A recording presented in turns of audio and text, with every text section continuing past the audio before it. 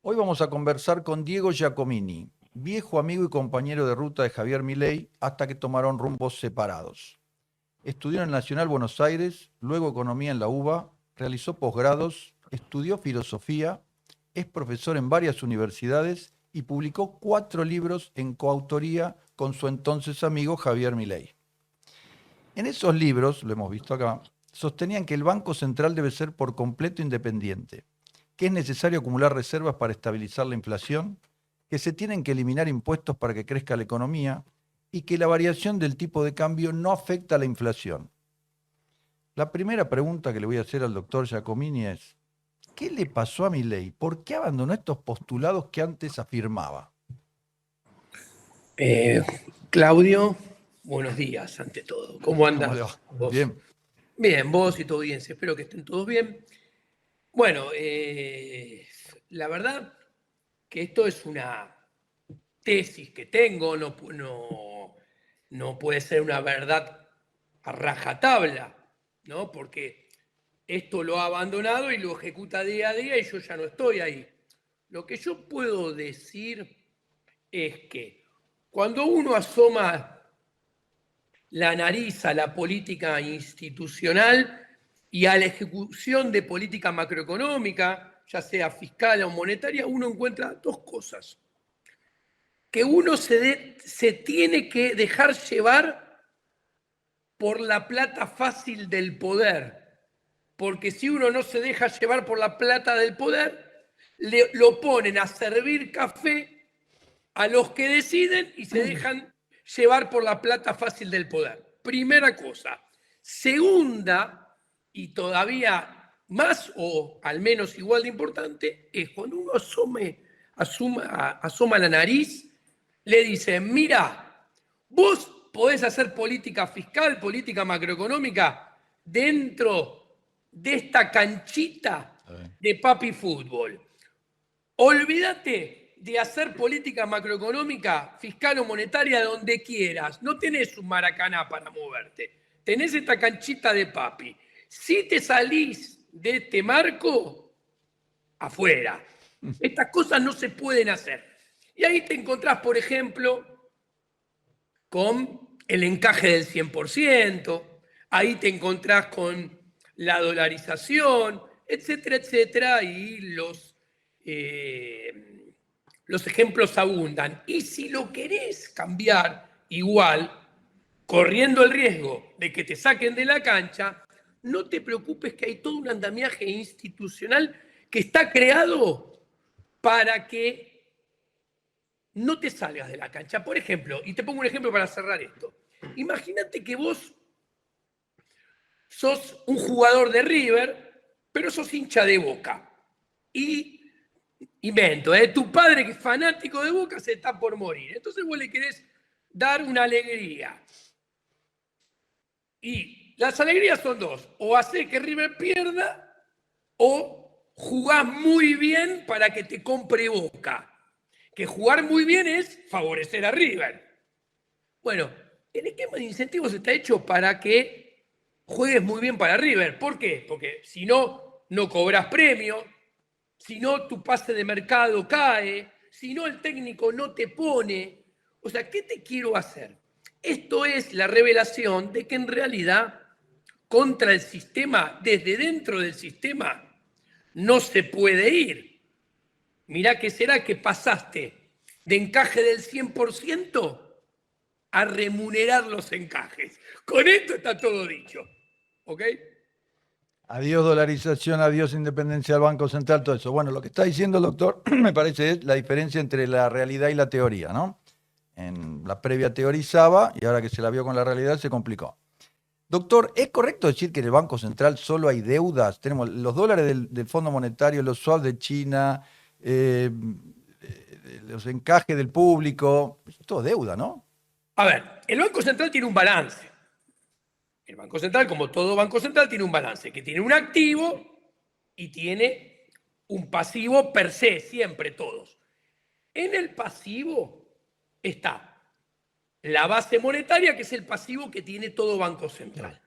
¿Ok? Que no es otra cosa que los billetes y moneda que están en la calle, más los encajes que para que lo entienda la gente, es la parte de los billetes y monedas de los bancos que no están en las sucursales, sino que están depositados en las cuentas corrientes de los bancos en el Banco Central. Lo normal es que los bancos centrales tengan todos esos pasivos y no pagan nada, porque no pagan intereses ni por los encajes ni por los billetes y monedas que están en la calle. Listo. Del otro lado, tienen un activo los bancos centrales, que en el activo, para que lo entienda la gente y no voy a ser complicado, hay activos fijos, como el edificio del Banco Central, los muebles del Banco Central, los autos del Banco Central, y después las famosas reservas del Banco Central, que originalmente eran todas en oro, y hoy en día los bancos guardan reservas en oro, guardan reservas en dólares, etc. Ok. El Banco Central de la República Argentina, de él, no tiene ninguna reserva. Cuando yo sumo todas las reservas, son negativas. Son redondeando, 5.000 millones, es más, son más altas las negativas, son 7.000 millones negativas que si yo le saco los 2.000 millones de dólares del ripo de los bancos, que es deuda, son menos 5. El bono en pesos suscripto en dólares son otros 1.000. ¿Y ahora qué pasa? Todas las reservas esas que dicen tenemos 38.000 son prestadas, o sea, son deudas, son alquiladas, o sea, me la prestan por un rato, pero la voy a tener que devolver, como el ripo, o directamente son ajenas. A ver, para que se entienda, cuando la gente, ahora que se levantó el cepo solo para individuos, compra, no la complico, la gente, $1.000, el 20%, 200, queda encajado. Bueno, esos 200 pasan a ser reserva del Banco Central. Y el Banco Central, si quiere, las usa para intervenir en el sistema bancario, en el sistema cambiario, y mantener el dólar a rajatabla. Conclusión, te contesto.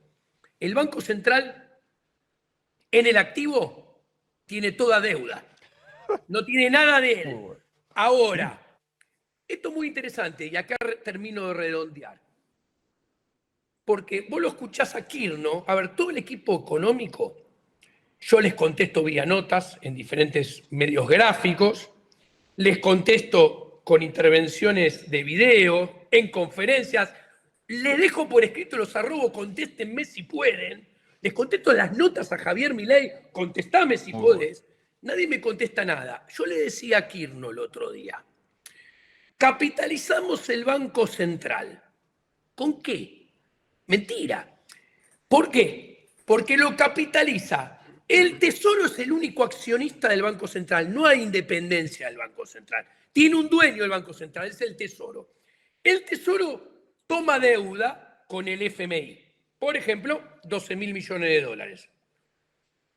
Le dan esos dólares, pero esos dólares los debe el Tesoro. Claro. Y el Tesoro después lo deposita en el Banco Central y dice, te estamos fortaleciendo tus reservas, tus activos. O sea, es la única institución bancaria central del mundo que dice que se capitaliza y mejora su activo con un deuda. Pasivo, en realidad. Muy bueno. A ver, ¿se acuerdan y se olvidan cuando les conviene del balance consolidado? Si el Tesoro es el único accionista del Banco Central, si el Tesoro toma una deuda y esos dólares se los da el Banco Central, no estás capitalizando a nadie porque claro. Tenés 12.000 en el activo, 12.000 en el pasivo, totalmente. Que encima pagan tasa de interés, con lo cual tiene resultado negativo y en realidad estás deteriorando al Banco Central. Lo estás mejorando en la película del largo plazo. Claramente, bueno. Algunos nos dicen, no, pero los dos, no, toda deuda. Todo lo que tiene ahí son deudas. Doctor, le cambio un poquito de tema. Hay un bono estatal que no paga intereses, sino que los capitaliza y que anda por los 5 billones de pesos, algo así puede ser. Sí, a ver, hay varios bonos de diferentes longitud. Están las LECAP, que son letras de capitalización, BONCAP, que son bonos de capitalización. ¿Qué quiere decir esto? Esto es muy interesante. Vos tenés un tesoro que se endeuda. ¿Con qué? Con LECAP y BONCAP. Son dos títulos de deuda. Uno recontra cortísimo, la LECAP, vence cada 30, 45, 60 días, y el BONCAP, que vence un poquito más lejos, pero menos de un año. Hay alguno de un año, de un par de meses, no importa. ¿Qué hace el Toto Caputo? Esto se llama técnicamente, no lo voy a complicar mucho, un letra o un bono bullet. ¿Qué quiere decir? Que no se paga nada hasta el día que vence, porque los intereses se capitalizan. Y acá empiezan las tretas, las mentiras. Este gobierno es el rey de la contabilidad creativa y de la mentira. ¿Por qué? Vamos al grano. Porque las normas contables internacionales son base caja. ¿Qué quiere decir base caja? Vos tenés que contabilizar lo que la caja del tesoro paga, base caja. Acá, como vence en el último día y no pagas nada hasta el último día, no cuentan los intereses, porque no se registran, porque no lo estamos efectivamente pagando. Se devengan y se capitalizan. Entonces desaparecen de la cuentita del déficit fiscal. Voy a ser muy concreto, técnico pero muy fácil. Hay una cosa que se llama por arriba de la línea y otra cosa que se llama por debajo de la línea. Los intereses están por arriba de la línea, o sea, van a la cuentita del resultado fiscal, habría que pagarlos, son gasto público. Cuanto más intereses pagas, más gasto público, más déficit fiscal. Toto Caputo, como dije, saca LECAP, BONCAP, que son bullet, que no pagan intereses. ¿Para qué? Para agrandar artificialmente el déficit fiscal. También lo agranda con no pagar los ATN. También lo agranda artificialmente vejando la propiedad privada y los negocios de las empresas que exporta, porque hace 60 días que no paga devolución de impuestos de exportaciones y no hay fecha de pago. Entonces, de esa manera lo agranda. Ahora, ¿cómo los capitaliza? Pasan a agrandar el stock de deuda a interés compuesto. Y eso pasa a ser debajo de la línea. ¿Esto qué quiere decir? Que un país que tiene el récord mundial de defaults, 9 defaults, que si hoy en día definimos default no solamente, porque la definición tradicional es hay default cuando no pagaste tu deuda. Argentina técnicamente no está en default. ¿Por qué? Uno, porque como son bullet y capitalizan, no paga intereses. Claro. Dos, porque el FMI ya por segunda vez dijo, muchachos, no me paguen nada, todo lo que me deban lo pateamos 3 años más. Tres, porque está la reestructuración de Guzmán, de los bonistas, Ley Nueva York, que se empiezan a pagar a grandes rasgos en el 2027. Se pagan chirolitas en el 2026. Con lo cual, no estamos en default por la definición de default tradicional, porque todavía no tenemos que pagar nada. Muy bueno. Ahora, si definimos default, los financieros como Bausili, Kirno, Toto Caputo te dicen, los países el capital de la deuda no lo pagan nunca, lo refinancian siempre. Entonces, si dejan de ser mentirosos y pasan a ser consistentes por alguna vez en su vida, si las deudas no se pagan y se refinancian ad eternum, la definición de default también válida es cuando nadie te presta nada, estás en default, porque si las deudas se pagan refinanciando y nadie te presta, estás en default. Bueno, ¿cuál es el problema de los LECAP y BONCAP? Que agrandan el stock de deuda a refinanciar del país del mundo que es récord en default, que por lo que acabo de explicar está en default, con lo cual la probabilidad de que eso termine en default efectivamente en algún día es significativa. ¿Ok? Ahora, esos intereses anualizados de mínima, según el FMI, son 3,5% del PBI.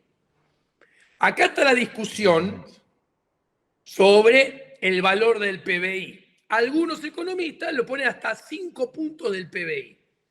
Si esos intereses capitalizables son, vamos a la cuenta con 5, que es más fácil, son 5 puntos del PBI y Argentina hoy paga 1,2 del PBI, de intereses son 6,2 del PBI. El superávit primario es 1,5. 1,5 menos 6,2 quiere decir que en realidad tienes un déficit financiero de menos 4,7 del PBI. Te cuento, cuando se fueron Cristina, Axel y Vanoli en el 2015, el déficit era menos 4,9. O sea, todo este ajuste fiscal, que en gran parte tiene contabilidad creativa y es dinámicamente inconsistente porque eternamente no podés dejar de pagar todo, lo que te ha permitido es retrotraer, ir para atrás con todo el desfalco fiscal del peor ministro de la historia, Sergio Tomás Massa, Alberto, Cristina y Macri, devolviéndote a una situación muy parecida en términos de resultado fiscal, de verdad, cuando metés todas las cuentitas bien, a la que había en el 2015. Ahora, es mucho peor. No en términos de resultado fiscal, en términos dinámicos de solvencia fiscal. ¿Por qué? Fácil de entender. Uno, en el 2015 estabas totalmente desendeudado con el prestamista de última instancia del FMI. Claro. Ahora tenés el récord mundial de endeudado con el FMI, porque si estamos por 45.000 y le agregamos 20 más, son 65.000. Listo. Desde el 2026, por los próximos 10 años, o sea, los próximos 2 presidentes, van a tener vencimientos de hard dólar, de deuda, dólar dura, de entre 19.000 y 23.000 millones de dólares todos los años. Con lo cual, cuando mirás el perfil de vencimiento, la situación intertemporal de deuda, está peor que en aquella época. Creo que te he contestado. Ampliamente. Bueno, esto lo decimos, lo dice el Fondo Monetario, en realidad hay déficit fiscal, si contabilizamos la cuestión de los intereses. Sí, claramente. Doctor, ¿está subiendo de nuevo la inflación? A ver, esto es concreto. La inflación es un fenómeno monetario. ¿Ok? El tipo de cambio es un fenómeno monetario. ¿Por qué? Porque el tipo de cambio es el poder adquisitivo del dólar, del peso en términos de dólares. Y la inflación es la variación del poder adquisitivo del peso en términos de bienes y servicios. Entonces, ¿qué sucede? Si cae el poder adquisitivo del peso, va a subir el tipo de cambio y va a acelerarse la inflación en términos de bienes y servicios. ¿Dónde se determina el poder adquisitivo? En el mercado monetario, del libre juego de la oferta y la demanda en el mercado de dinero. Listo. Es mentira que no hay expansión monetaria. Hay una frondosa expansión monetaria. Yo te puedo decir, tengo acá los datos, acá al costado mío, y vos te podés encontrar que, por ejemplo, cuando yo comparo el cierre de julio del 2025 con el cierre de junio del 2024, el 28 de junio del 2024 se anunció en una conferencia de prensa donde los dos dueños de la consultora, Toto Caputo y Bausili, uno en funciones en el Banco Central y otros en funciones en el Ministerio de Economía, los dos siendo empleados temporales de Javier Milei, la independencia del Banco Central, bien, gracias. Nunca hubo una dependencia más grande que en esta situación. Milton Friedman, los nuevos clásicos, Kildan, Prescott, Se quieren matar. Nunca vieron un escenario monetario y de Banco Central peor que este, ¿no? Te encontrás que comparando el cierre de julio, lo tengo acá al lado, contra el cierre de junio del año pasado, escuchá muy bien. El crédito del sector bancario aumentó 107%, en términos reales, o sea, por arriba de la inflación. Segundo, los billetes y monedas en poder del público, en términos reales, ganando la inflación, aumentó 51%. ¿Ok? La base monetaria, en términos reales, aumentó 45%. Si miro hacia mi izquierda, es porque estoy mirando los datos. Los plazos fijos aumentaron 40% en términos reales.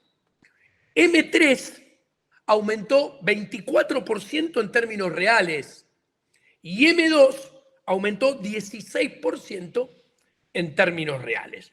O sea, te estoy mostrando que todos los agregados monetarios le ganan por goleada a la inflación y a la suma de inflación más rebote del gato muerto, que generosamente lo ponemos en 5 puntos del PBI.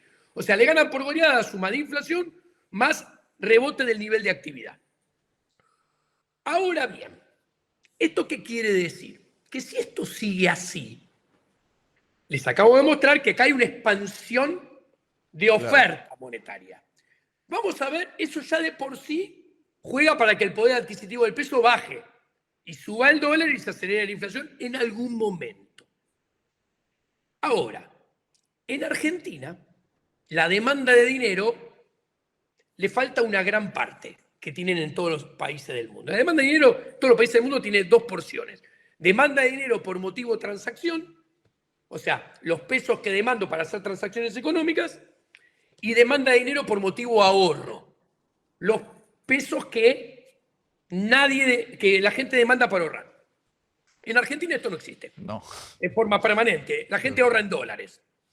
Entonces, si la gente todavía no se fue al dólar, en el momento que se vaya al dólar, va a caer la demanda de dinero del tramo que no existe, que es demanda de dinero por motivo de ahorro. Ahora, la economía ya se está enfriando.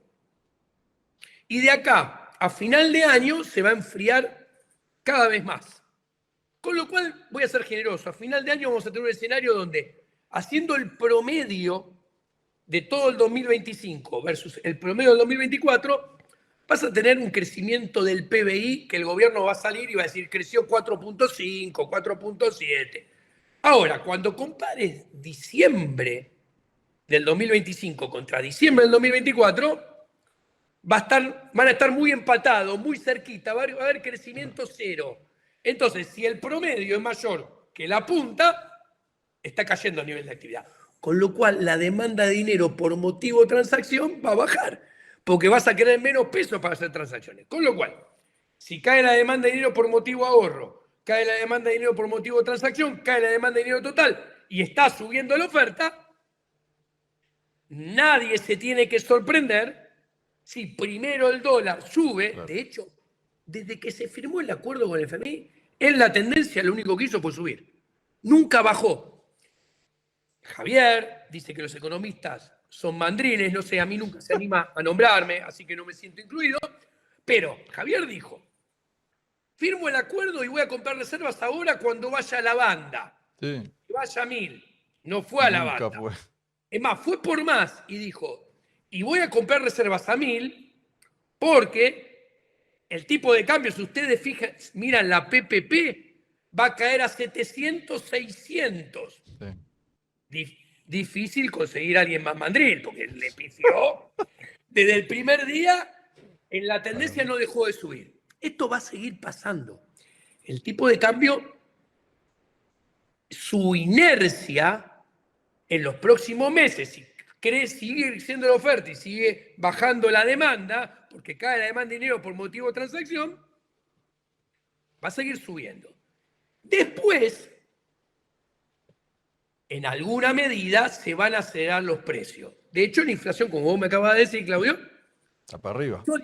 En el pasado, la inflación se va a comportar con forma de U. Y yo le acerté, porque la inflación se comportó con forma de U el año pasado y cortaron esa U en abril cuando firman el acuerdo. ¿Cómo la cortan? Firman el acuerdo, abren el cepo solo para individuos y con eso bajan la brecha.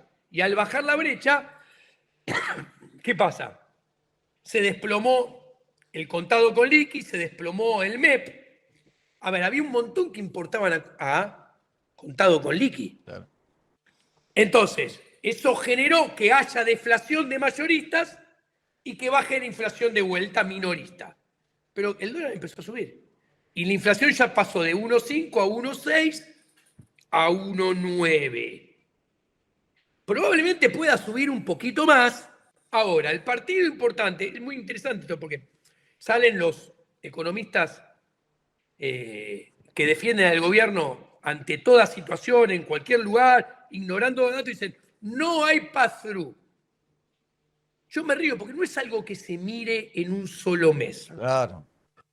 A ver, el propio Javier siempre hablaba, no, los retardos de política Claro. monetaria, y los ponían el numerito de meses que a él le convenía en ese momento. A veces eran Claro. 18, a veces eran 24, a veces eran 36. Yo ayer en una conferencia le había hecho un estudio, son mayoritariamente el retardo no es algo matemático, o sea, como si fuera la física que se puede calcular, se estima y puede cambiar en el tiempo, porque no es otra cosa de cómo nosotros nos sacamos los pesos de encima en el transcurso del tiempo cuando vemos que hay inflación. Cuando vos mirás, lo más usual es que termine cerca de los 18 meses. Empezaron a emitir hace 12 meses. 10. ¿Qué lo está subsidiando al gobierno? Que los primeros 6 meses hubo una licuación monetaria importante. Entonces, cuando vos mirás los 19 meses completos, subió mucho menos que esto que yo te dije, pero subió. Ahora, esa licuación queda cada vez más atrás. Entonces, si esto sigue, yo lo que digo es que el gobierno de Javier Milei está corriendo el riesgo de, para mí lo mejor del gobierno de Javier Milei ya pasó, y corre el riesgo de enfrentar problemas cambiarios que antes nunca enfrentó y más adelante de una aceleración inflacionaria. Ya tenemos la segunda U minúscula de la inflación. 1,6, 1,5, 1,7, 1,9. Si va a 2,1 no lo sé. Sí, no importa, son estimaciones del INDEC. Ahora, esto lo que te puedo decir que más adelante puede haber una U más a la mayúscula, menos minúscula y más a la mayúscula, si sigue así. Que lo van a querer acapiar con un nivel de actividad que va hacia la baja. ¿Cuál es el problema? Te comiste el sistema de tipo de cambio fijo, cuasi fijo, del crawling peg del 2% de Arriazu. Te envalentonaste, te agrandaste y pusiste un crawling peg del 1% de Arriazu, que, by the way, te decía, tenés que ir a uno de 0,5. Te duró 2 meses, 3 meses, la realidad te llevó puesta. Listo, bueno, dijiste, me flexibilizo un poco, ¿no? Y te agrandaste de vuelta. ¿Por qué? Porque se flexibilizó poniendo un sistema cambiario Milei-FMI, que es un sistema cambiario muy similar al que era de Macri-FMI. Con la diferencia que a Macri lo pone, le va a la banda inferior, compra reserva y está en la banda inferior 5 o 6 meses. A Milei no le bajó nunca y le empezó a subir desde el primer momento. Con lo cual eso te muestra que el acuerdo del FMI de Macri tenía mucha más reputación y mucho más credibilidad que el de Milei. Porque acá nunca bajó y empezó a subir desde el vamos. Ahora, ¿esto qué te dice? Claramente esto va a durar menos que el crawling peg del 2 y el crawling peg del 1. El crawling peg del 2 y el crawling peg del 1 duró 15 meses. El de Macri, este esquema FMI Macri, duró 12, 13 meses. Esto va a durar menos. El problema es que si te comiste un crawling peg, si te comiste un sistema de bandas y no tenés reserva, como antes hablamos, te queda una sola, flotar. flotar de verdad. Claro. Y si vos flotás de verdad, acá surgen dos problemas. Primero, te tiro los datos. Por el sistema de bandas y se envalentona. ¿Por qué? Porque con fines electorales, ojo, está bien abrir el cepo para individuos. Pero ¿por qué digo se envalentona y no está tan bien? Porque tiene fines electorales, porque abre el cepo para los individuos, porque los individuos votan y los que compran dólares es su público, pero no abre el cepo para las empresas, que están igual de encepadas que siempre. Que las empresas, como no votan, no le abro el cepo. Ahora, ¿qué está pasando? Abre el cepo con deuda. Yo te cuento rápidamente con número de vuelta, por eso giro la cabeza a la izquierda. Hasta el mitad de abril, enero, febrero, marzo, mitad de abril que se abre el cepo el 14, el público vendía dólares en el sistema bancario así de chiquitito. Vendió acumulado por 531 millones de dólares.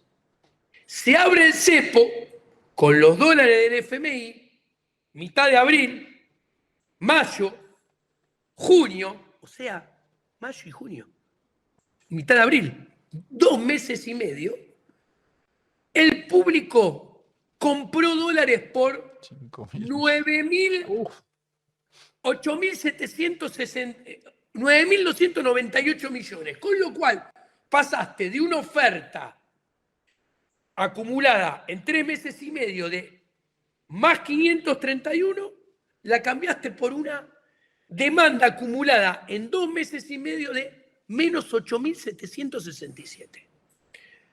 ¿Dónde están estos dólares si tienen la reserva negativa? Y el superávit comercial, el único proveedor de dólares, redondeando, acumula, invento, 2.500 millones de dólares nada más. Son los dólares del FMI. La gente se está llevando a su casa los dólares de la deuda del FMI. Ahora, si pasaste de una oferta de más 500 a una demanda de menos 9.000 y el tipo de cambio solo subió 20%, hay gato encerrado. Claramente, si es libre mercado, es libre juego de oferta y demanda, si pasaste de sobreoferta de más 500 a sobredemanda de menos 9.000, el tipo de cambio debería haber subido mucho más. ¿Por qué no sube mucho más? Porque te están dando, se está arbitrando, se está comerciando con los dólares del FMI, que pagarán todos con impuestos futuros los que jamás van a comprar un dólar. ¿Ok? Esto te está mostrando que lo que no ajusta por precio, ajusta por cantidad. O el tipo de consecuencia, o el tipo de cambio es insostenible a este precio, esta apertura de cepo. Yo estoy a favor que siga abierto. Ahora, para que sea dinámicamente sostenible y permanente, tiene que ser un precio de dólar más alto. Que ese lugar está arriba de la banda. No sé a dónde, pero está arriba de la banda. Si no ajusta por precio, ajusta por cantidad. ¿Qué es? Vuelven a poner el cepo. Con lo cual Javier se incendiaría en plaza pública. O, tercer consecuencia, no ajusta por precio, ajusta por cantidad. Javier Milei, además, existe la posibilidad que no honre su promesa de abrirle el cepo a las empresas en el próximo ejercicio fiscal del 2026. Porque sería todavía mucho más demanda de dólares y tener que sincerar un tipo de cambio todavía mucho más alto. Con lo cual, como podés ver, tenés varios ingredientes para tener problemas en la esfera monetaria, de ahí a la esfera cambiaria, de ahí a la esfera inflacionaria. Y te dicen y se hacen los bravucones, no hay pass-through, con el dato de un mes. Sí. Un disparate. ¿Entendés? Cuando ellos mismos dicen que la inflación tarda, Javier dice, las últimas veces, 36 meses. O sea, Javier, todo esto te puede impactar de acá a toda la segunda mitad de mandato tuya, de acá hasta final de año y toda la segunda mitad de mandato. Sí. No festejes antes de tiempo. Es un riesgo grande. ¿Cómo se nota que es profesor universitario, ¿no? Explica todo, te muestra los números, todo. Doctor, el dólar está recontra intervenido. Meten bono, la tasa está en 80%. Venden bonos, encaje, van a subir de nuevo los encajes, van a licitar especial. Está recontra intervenido. Exactamente. A ver, la única manera no existe una sola y única manera de intervenir, que es vendo dólares a un precio que a mí me encanta. No, hay un set que los burócratas tienen de instrumentos diversos para intervenir de los más variados, que es lo que yo llamo socialismo monetario. Y este gobierno lo está aplicando todos juntos y cada vez en forma más abusiva. Encajes remunerados, ¿ok? Que se integran con bonos que pagan una tasa real, vamos a poner un número redondo, de 35 puntos porcentuales. Terrible, astronómica. Es una locura. O sea, es una locura desde el punto ético, es una locura desde el punto macroeconómico y microeconómico, Claro, a las empresas. sobre todo. Claro. Porque quiebra la propiedad privada, quiebra la acumulación de capital, quiebra los negocios. Claramente. Quiebra el empleo. El crédito. Exactamente. ¿Ok? Doctor, tenemos que pagar de acá a fin de año 36 billones de pesos. Bueno, esto está relacionado con lo que venimos hablando. Ese monumento al endeudamiento de cortísimo plazo en una moneda que nadie quiere, por eso en parte paga esa sideral tasa de interés, hay que decir también varias cosas.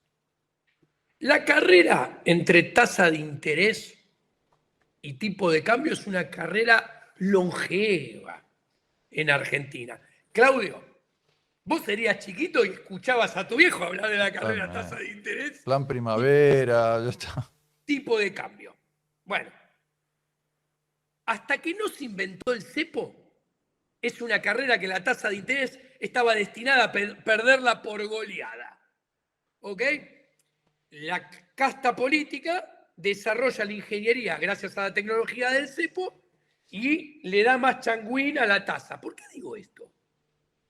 Porque ¿quién compra todos estos 36 billones? Las compran los bancos y las empresas, que están todas encepadas y no pueden generar utilidades. Claro. No pueden pagar utilidades, no pueden girar dividendos al exterior. Y tienen prohibido comprar dólares. Entonces, como no pueden hacer nada de esto, dicen, che, no te queda otra que poner toda esta plata y renovarnos eternamente este endeudamiento. Entonces, ¿qué quiero decir? La existencia de esta deuda se explica, y el rollover de esta deuda se explica primero y antes que nada por el cepo a las empresas y a los bancos. Con lo cual, es un gran incentivo para que Milei, como ya dije, no honre la promesa. Porque si dice, muchachos, pueden hacer con estos pesos lo que quieran, les aseguro que en gran proporción, no se puede saber en cuánto, las empresas van a decir, compro dólares y giro utilidades, los bancos lo mismo. Con lo cual van a tener que subir la tasa todavía más para convencerlo. ¿Ok? Sí. Listo. Sigo avanzando. ¿Cuál es el problema de la carrera tasa dólar? Que los gobiernos empiezan a subir la tasa, todos han hecho a esto, de todos los partidos políticos. Milei es uno más. No cambia nada. No, es peor porque está preso, hace lo mismo que todo lo demás, pero preso de un discurso totalmente opuesto a todo lo demás, lo cual lo convierte en una falta de ética infernal. ¿Ok? El punto a entender de esto es que los bancos al principio, para que lo entienda el público, están chochos, las empresas también. Uy, obtengo este rendimiento en pesos que es muy bueno.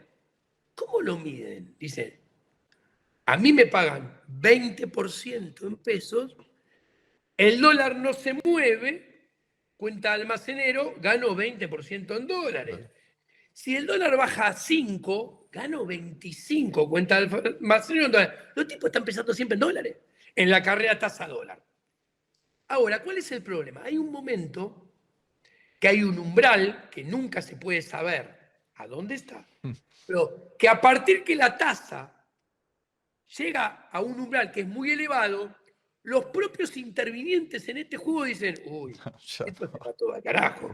No me pueden estar pagando esta tasa. Esto es signo de que esto no va a dar para mucho más. Y ahí la tasa, paradójicamente, empieza a acelerar su subida. Y después de acelerar la subida empieza a no haber rollover por el 100%. Claro. Y el rollover se achica cada vez más. Claro. Y ese achicamiento de rollover lleva a tratar de ir contra el dólar y el mismo gobierno que inventa ingenierías, como los encajes remunerados, para evitar que suceda. Bueno, le estoy describiendo lo que está pasando hace 2, 3, 4 semanas. Claramente, claramente. Es así.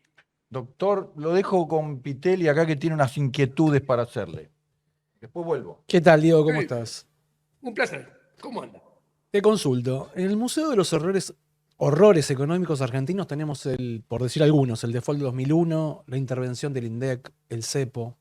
¿Vos ves a Caputo y Milei sumando ahora una obra propia a esa colección? Bueno, de hecho ya lo están haciendo. La gente no tiene por qué saberlo. A ver, ¿vieron que Milei dice los salarios le están ganando a la inflación? Ahora ya en esa cuentita, el último dato de abril, ya están perdiendo por 3 puntos porcentuales redondeando. Te cuento, ya lo están haciendo con el INDEC. Es el primer ejemplo que utilizo. ¿Por qué? Macri, ¿se acuerdan que como Milei con Aranguren había subido mucho las tarifas? En el 2016, en el 2017, aunque en el 2018. Entonces, en el 2018 le encarga al INDEC una nueva ponderación en la canasta del índice del IPC. Dice, escúchame, la inflación en realidad la estamos subestimando porque no podemos tener el mismo precio, el mismo peso de, para que se entienda, de las expensas, de la luz, el gas, del transporte, si todo eso es lo que más subió. Eso tiene que pesar más. Entonces dijo, hace un nuevo IPC con nueva ponderación. El INDEC lo hizo, lo publicó, están los nuevos pesos, está la nueva metodología. ¿Qué pasó? Vino Milei, como él también subía tarifas, agarró y al INDEC masista del gobierno libertario le dijo, soy malo, le dijo, che, no se te ocurra utilizar esto que lo tendrían que haber utilizado, nadie lo usó, no se te ocurra ponerlo ahora. Bueno, ¿qué pasa? Esta nueva medición, si vos vas a la metodología y recalculás el IPC con esta metodología que está publicada pero que no se aplica, los salarios están cayendo 11 puntos porcentuales contra la inflación. Toda esta explicación es para decirte que acá tenés una nueva barbaridad con el INDEC, que encima debería haber una nueva reponderación, porque esta ya quedó también vieja. Segunda barbaridad, la contabilidad creativa para mentir con el déficit fiscal, no contabilizando, si bien es legal, si bien está en línea con el ordenamiento internacional de las cuentas públicas del FMI, que son base caja, es una creatividad muy zorra del Toto Caputo, que es de lo que sabe hacer el Toto Caputo. Ahí tenés otro gran ejemplo. ¿Ok? Por ejemplo, te dice, no, porque si me dan vuelta los vetos lo voy a judicializar. Los impuestos que nutre el ATN, no estoy diciendo que está bien, que está mal. Es la norma escrita, legal. Dicen que tienen asignación específicas que son de los ATN que se los tienen que dar a los gobernadores. Si lo judicializa, el día que los tribunales vean que pierde un poco poder, le van a dar la razón a los gobernadores. Claro. Le pasó a Macri apenas asumió. ¿Ok? Entonces acá ya te enumeré 3 grandes chantadas. ¿Ok? Hay más, pero no quiero prolongar. No, ya está bien. Sí. Ya está bien. A ver, lo de la emisión monetaria, que digan que no hay expansión monetaria cuando los números entre esas principales variables de la página de internet y te muestran una expansión sideral de todos los agregados monetarios, es algo nunca visto. Porque no hubo nunca un gobierno que emitiera a lo loco, que todos emitieron a lo loco, pero lo reconocían. Yo nunca vi un gobierno que todos emitían, pero ninguno decía, yo no emito. Sí, claramente. Ahora, el gobierno se mata por mostrar superávit fiscal, demostró que pasó la motosierra sin que hubiera un estallido. Estados Unidos lo aplaude de pie, Trump lo apoya abiertamente, pero el riesgo país no baja. ¿Pensás que están mirando otros PowerPoint, los inversores? ¿Qué es lo que pasa? A mí me parece que hay, para variar, mucha puesta en escena. Voy a poner un ejemplo metafórico que todos lo van a entender. Se te casa tu hijo o tu hija, recién casadito. No te gusta mucho ni la mujer ni el esposo. En la mesa de la primera, de la segunda Navidad, ¿hacés quilombo? ¿Decís algo fuera de lugar? ¿Te quejás? No decís nada porque es nuevito, la familia. Seguís viendo cómo siguen los acontecimientos. Ahora, a la hora de los bifes, probablemente a esa nueva nuera que no te gusta, no le haces un gran regalo, no le invitás a almorzar mucho a tu casa, no compartís viajes. Bueno, esta metáfora la traslado. Javier Milei es el único, tengo los números acá al costado, de los últimos 6 presidentes que tiene inversión extranjera, saldo de inversión extranjera negativa en el acumulado de los primeros 19 meses de gobierno. Tiene un saldo de, redondeando, menos 1.400 millones de dólares. O sea, quiere decir que en el exterior dicen que lindo Milei, me saco la foto con Milei, pero a la hora de los bifes, los privados que ponen plata no solamente no ponen en Argentina, se llevan la que tenían puesta por 1.400 millones. Esto es así desde el mes 12 para acá, que más o menos coincide con Libra. ¿Ok? Ahora, si me paro en el mes número 12, que tenía unos manguitos de inversión extranjera positiva acumulados, tenía 4 veces menos inversión extranjera directa que al mes 12 de Macri y tenía entre 8 y 9 veces menos de inversión extranjera directa que la que tuvo de promedio Cristina Fernández de Kirchner al primer año de sus 2 mandatos. O sea, es espeluznante la relación a la hora de inversión entre los extranjeros del sector privado y el gobierno de Javier Milei. No lo quieren ver ni en figurita. Ahora, meto a los argentinos en la bolsa. Entonces ahora voy y miro la inversión, la formación bruta de capital de Orlando Ferreres, que tiene una serie histórica desde los 90. ¿Y qué me encuentro ahí? Miro de vuelta a la izquierda, que Javier Milei, a la hora de mirar la inversión, que es la variable clave de su modelo, la inversión privada, es el peor presidente de los últimos 6.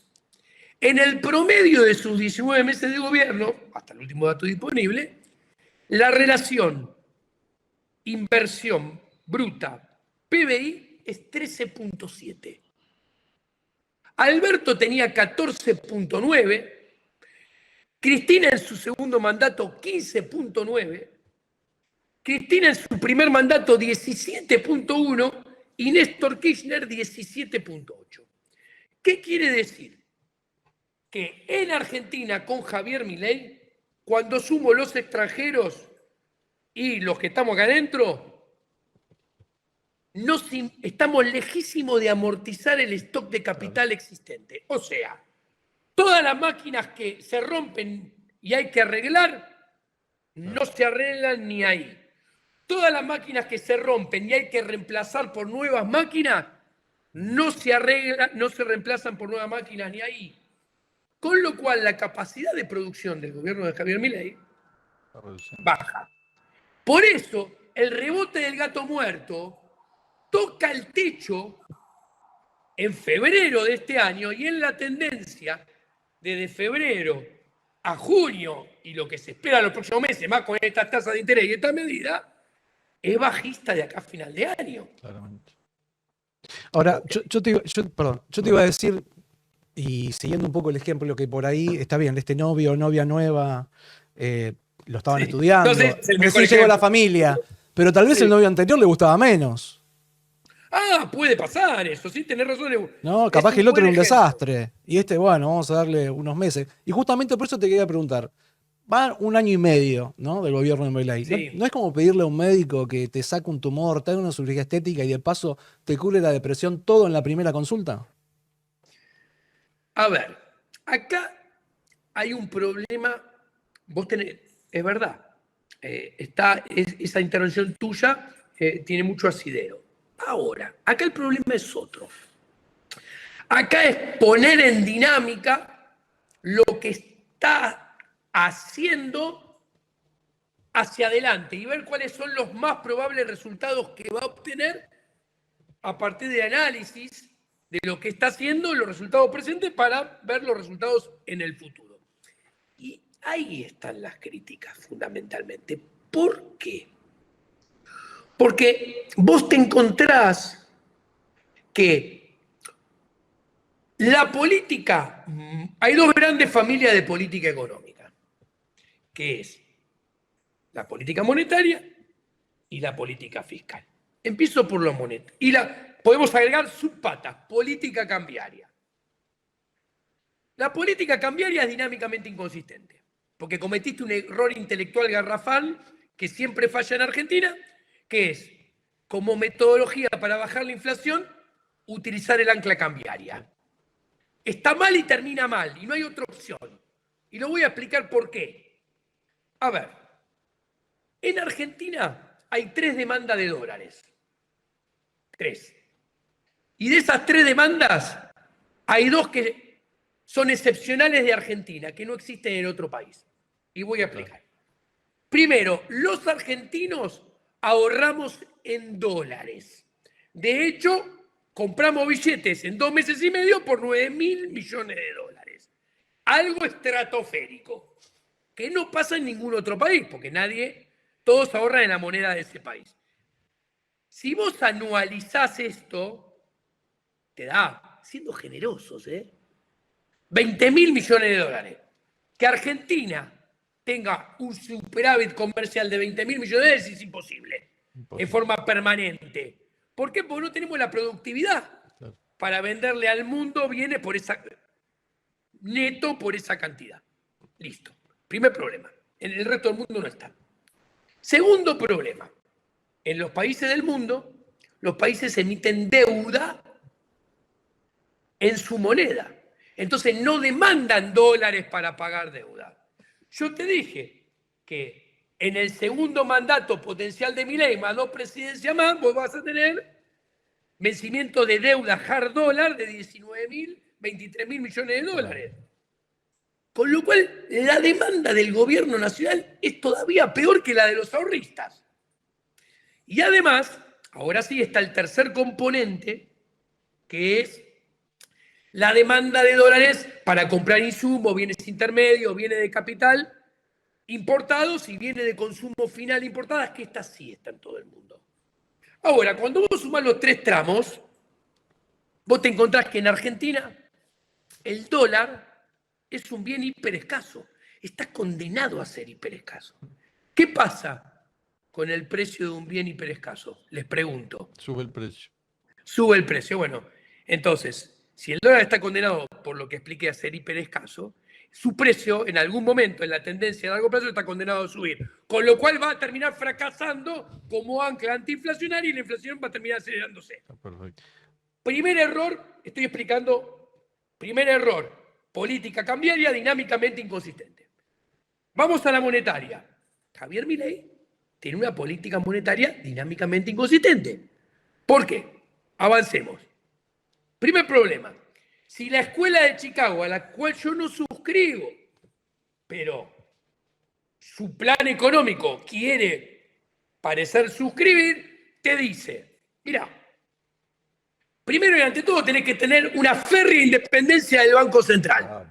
Porque si no tenés independencia del Banco Central, vas a terminar fracasando y vas a tener un shock inflacionario más adelante.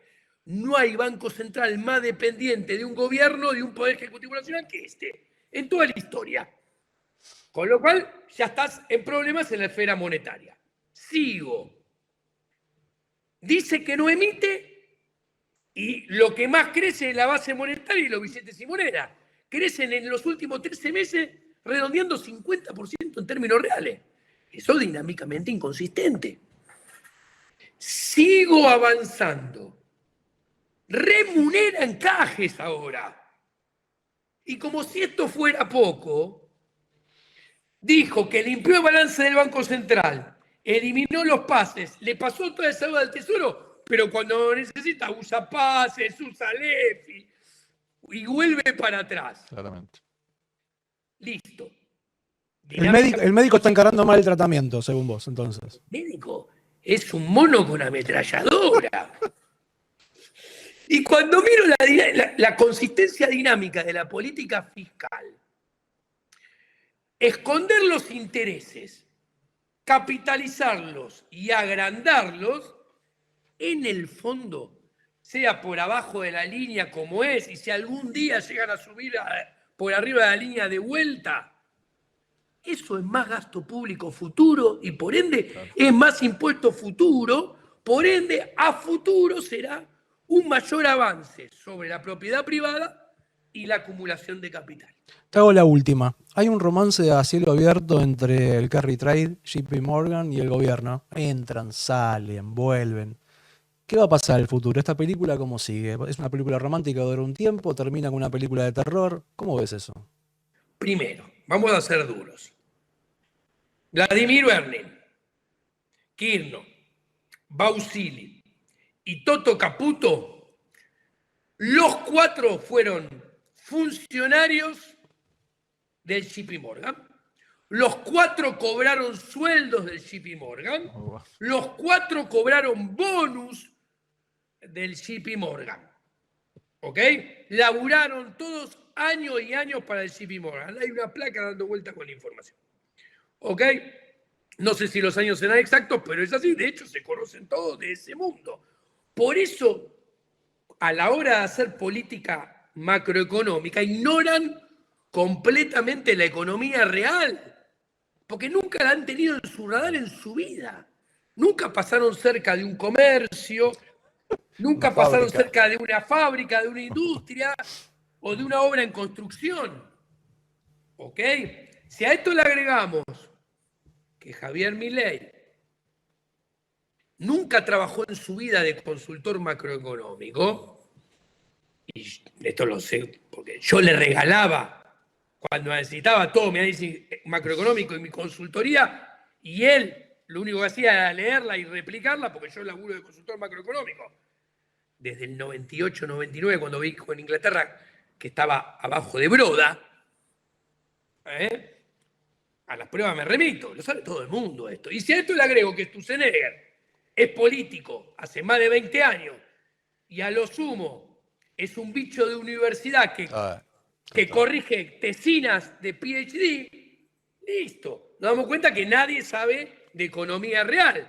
Y a los resultados de la política macroeconómica simplemente suscriben lo que estoy diciendo. O sea, no hay un romance. El gobierno fue en el pasado carne y uña, parte del organismo del JP Morgan.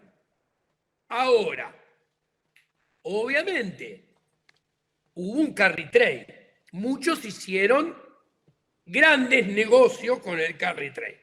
Ahora, acá apareció un problema. Tiene nombre y apellido. Nombre, FMI. Apellido, prestamista de última instancia. Cuando vos acudís al prestamista de última instancia y encima sos el máximo deudor del prestamista de última instancia, que te llevas el 50% de todo el crédito que le dio a 200 países, deberías haberle cancelado ya toda la deuda hace 3 años. Te hizo el rollover una vez. ¿Deberías haberla cancelado una segunda vez? No podés tampoco. Te hace el rollover mágico. ¿Por qué mágico? Porque son buenos, no. Porque si no lo hacen, todos los que están adentro se quedan todos sin laburo. Imagínate si vos sos el director financiero de un banco y viene el dueño del banco y te dice, escúchame, ¿cuál es nuestro principal deudor? Y le decís José Pérez. Ah, José Pérez. ¿Y cómo viene pagando José Pérez? Ah, no nos pagó nunca un centavo. Tanto es así que el crédito se moría 2 veces y se lo tuvimos que dar de vuelta. Te echan a la mierda como director financiero de ese banco. Bueno, eso es lo que pasa en la relación FMI-Argentina. Cuando el FMI desembarca de vuelta, con esto que acabo de explicar, prestamista de última instancia, máximo deudor mundial, que no me ha pagado nada, y lo único que me paga, me lo paga con asiento contable, que se lo vuelvo a dar, para que a mí no me echen, lo único que despertó es un derrumbe de la credibilidad y de la reputación del gobierno. O sea, primero fue Libra y después ir al FMI. Sobre llovido, mojado. Entonces vos te encontrás que la tasa de interés volvió a ser positiva en términos reales contra la inflación y en dólares, pero cuando se firma el acuerdo. Pero en dólares deja de ser positiva y pasa a ser estrepitosamente negativa porque el dólar sube en 2 meses y medio 20%.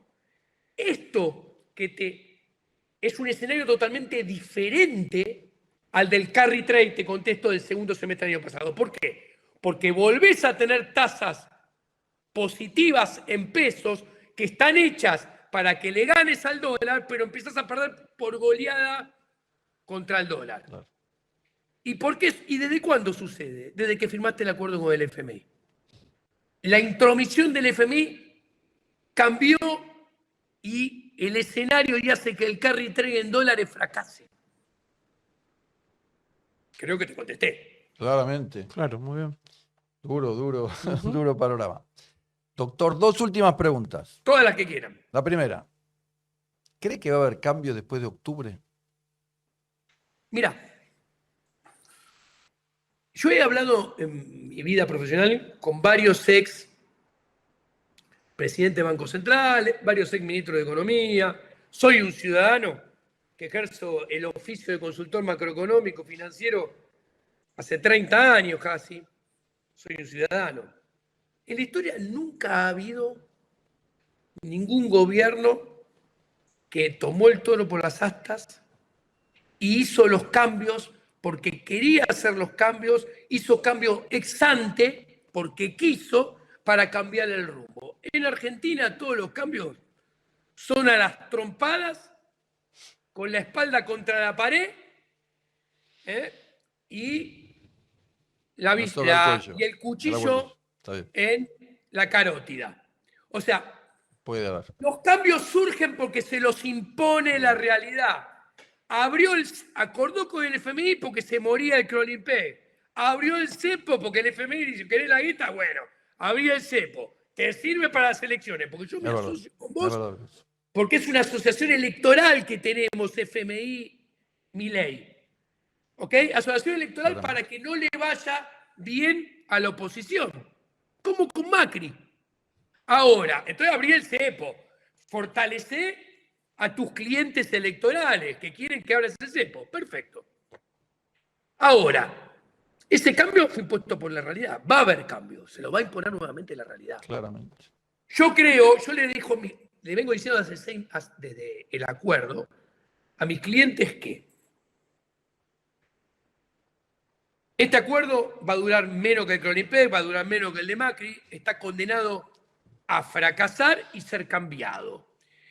Iba a haber un bloque temporal que iba a ser hasta el 1 de julio, le ponía una fecha arbitraria, pero le tengo que poner una fecha, me la piden aparte, donde todo parecía que más o menos, pero a partir del 1 de julio hasta el 30 de octubre, el tipo de cambio iba a ser notorio que las presiones para ir hacia la banda iban a aumentar. ¿Y con qué defender la banda de verdad? No tienen. Claro. ¿Ok? Claro. Entonces, después de las elecciones se abre otro bloque. Si el bloque del 1 de julio hasta el 30 de octubre estaba identificado por $1 yendo hacia la banda y que el gobierno haciendo malabares, y se los advertí, ¿cuáles son los malabares? Tasa de 35 puntos en términos reales, encajes remunerados, intervención en la venta de futuros. Si este periodo está identificado por esto, después viene otro periodo, que es entre el 1 de noviembre y el 30 de abril, por ponerle fechas arbitrarias. Ahí, en algún momento va a haber cambio de esquema cambiario. Las bandas van a tener que ser cambiadas, van a tener que ser modificadas, no lo sé, porque después de todo son decisiones de burócratas que toman a los ponchazos, la espalda contra la pared, el cuchillo en la yugular y andás a ver qué hacen. Sí. Lo que hacen, lo hacen cada vez más acorralados, cada vez más a las apuradas, cada vez con menos plan. Ok, pero eso va a implicar un tipo de cambio real más elevado. Claramente. Y ahí va a haber nuevos ganadores, nuevos perdedores. Claramente. Ahora, hay riesgos.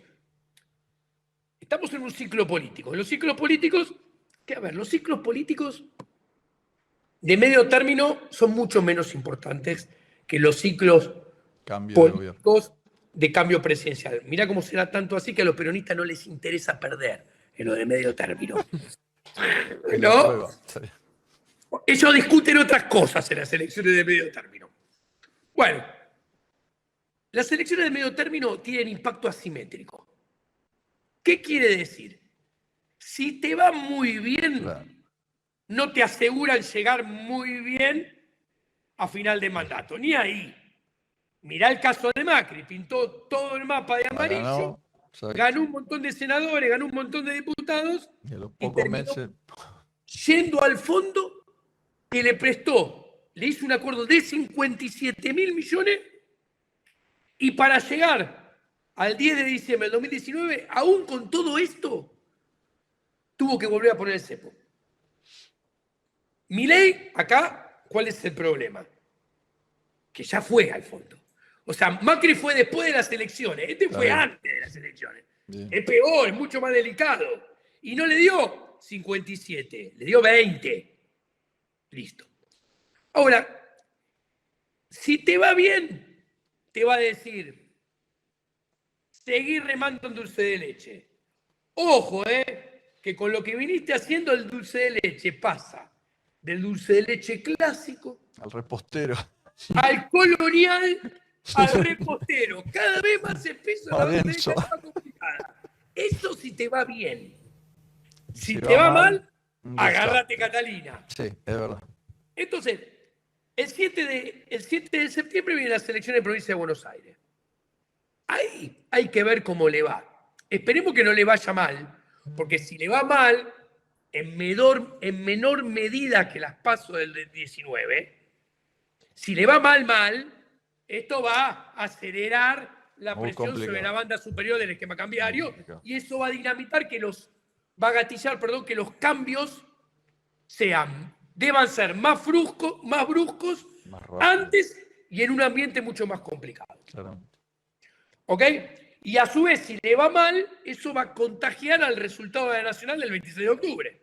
Entonces, esperemos que le vaya más o menos bien, que pueda vender, que le va bien. ¿Para qué? Para seguir remando dulce de leche, que se va a poner cada vez más espeso. Más espeso de acá al 26 de octubre y más espeso después del 26 de octubre. hasta que termine el mandato. En términos macroeconómicos. Esto no quiere decir que no se pueda hacer negocios, ¿eh? Al contrario, cuando los dulce de leche se ponen más espesos y los arroyos se ponen más movidos, el que está más y mejor informado hace negocio más voluminoso y más rápido. Pero el problema es la gente, doctor. Nosotros el problema pensamos en es la gente, ese es el problema. Eso No es va a verdad. tener ninguna posibilidad de defenderse de todo eso. No, obviamente, la gente cuanto menos tenga, más indefensa está. Eso está claro. Obviamente, ese es el problema. ¿Ok? Última pregunta, doctor. ¿Está listo? Sí, Javier Milei mira esta entrevista y dice, no, me putean arameo. me equivoqué. No, al contrario, me equivoqué. Lo llama, lo nombra ministro de Economía, Obras y Servicios Públicos, Deuda. Le dice, Diego, haz lo que quieras. Le entrega el poder económico. ¿Qué medidas tomaría? Primero le digo, Javi, no me rompa la pelota, vos querías que yo fuera. Me dijiste, Javier, que yo quiero que vos seas la coordinación perfecta entre política macro y política fiscal. Vos podés ser las dos cosas, me decía, ministro de Economía y Banco Central. En el cargo que no querés, ponés a otro. Muy bueno, le decía. No, y yo le decía, Javier, este quilombo no lo arregla nadie. ¿Ok? Entonces, seguí mi camino. Y además por diversos motivos. Así que no me jodas, Javier. Ahora, ¿querés que te dé un consejo? ¿Qué haría yo? Aplicarlo. Así como me dijiste, sé presidente del Banco Central, sé ministro de Economía y poné a otro en el cargo que no quieras. Sé vos presidente, ministro de Economía y presidente del Banco Central. Poné a quien quiera, monigote. Mi consejo es para vos, le diría. Javi, no tenés chance, te queda una sola cosa, mano. Vos tenés que hacer lo que yo dije que tenías que hacer desde el principio y no te animaste. Esta vez no seas cagón. Ojo, la probabilidad más grande que hay es que te vaya mal. Pero no te queda otra, es tu única apuesta, es tu bala de oro. La tirás y capaz te vuelve como un boomerang y te entra en la 100. Te estoy avisando que es grande la probabilidad que suceda esto. Ahora, tenés una probabilidad menor, que es la única, que a lo mejor te salga bien. Prende una vela, te deseo mucha suerte. ¿Qué tenés que hacer, Javier? Tenés que abrir todo el cepo. Upa. Tenés que abrir todo el cepo, eliminar todas las restricciones de todo tipo. Dejá del socialismo monetario de lado, dejá los encajes remunerados, dejá todo eso. Al principio subí los encajes y dejá que el tipo de cambio vaya donde tenga que Se vaya al ir, demonio. con todo liberado. Ahora, no sé si va a pasar, capaz tengas que tomarte el cohete de Menem y ir a la estratosfera e irte a Corea, como decía Menem. Yo creo que es muy probable, pero no te queda otra. Pero capaz, si haces todo bien, a lo mejor te creen, sobre todo si te fue bien electoralmente. Esto que estoy diciendo, si le va mal electoralmente, no cuenta. ¿Ok? Si le va bien, le tiene que ir muy bien electoralmente para hacer esto y tener chances de chicas que le vaya bien, es, después de abrir todo, después de sincerar todo, va a haber tal vez mucho que te den vuelta la formación bruta de capital, que sos el peor presidente. Mucho de afuera que digan, che, la inversión extranjera directa, dejemos de sacar de Argentina y empecemos a poner, porque al final hizo lo que tenía que hacer, que es lo que le dijo Giacomini el primer día. Esto está dicho por mí en el mes de marzo, a dos voces en TN. Salió Federico Sturzenegger y entré yo. Yo dije esto, le dije, no seas cagón, Javier. Y vuelvo a insistir con lo mismo. Mirá, por no hacer lo que hiciste, lo que te dije que tenías que hacer, terminaste remunerando encajes y pagando tasas, capitalizando intereses y pagando tasas del 40%. Javier, no te estoy asegurando que te vaya bien. Es más, creo que la mayor probabilidad es que no termine bien. Pero hay una pequeña que te vaya bien y ese es el único lugar que está. En todo lo demás te va a ir mal. Te deseo suerte. Muy fuerte el asunto, muy fuerte, pero está bien, está bien, está bien, está bien, está bien, se entiende muy bien. Esto es lo que yo le aconsejaría a Javier Milei. Bueno, vamos a ver si mira la entrevista, se la podemos mandar, ¿no, Pitelli? Para que la vea Mandásela. y estalle con sus dichos de Mandrilandia de siempre.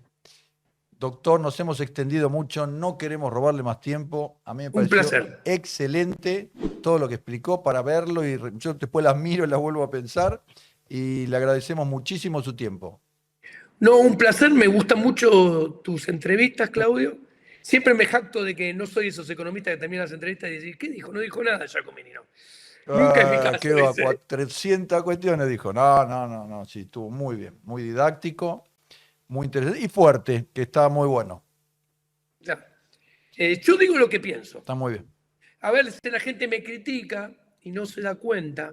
Y si no, Siendo quien soy, la historia que tengo en la consultoría, tengo 7 libros escritos, claro. 4 con Javier, después 3 yo solo.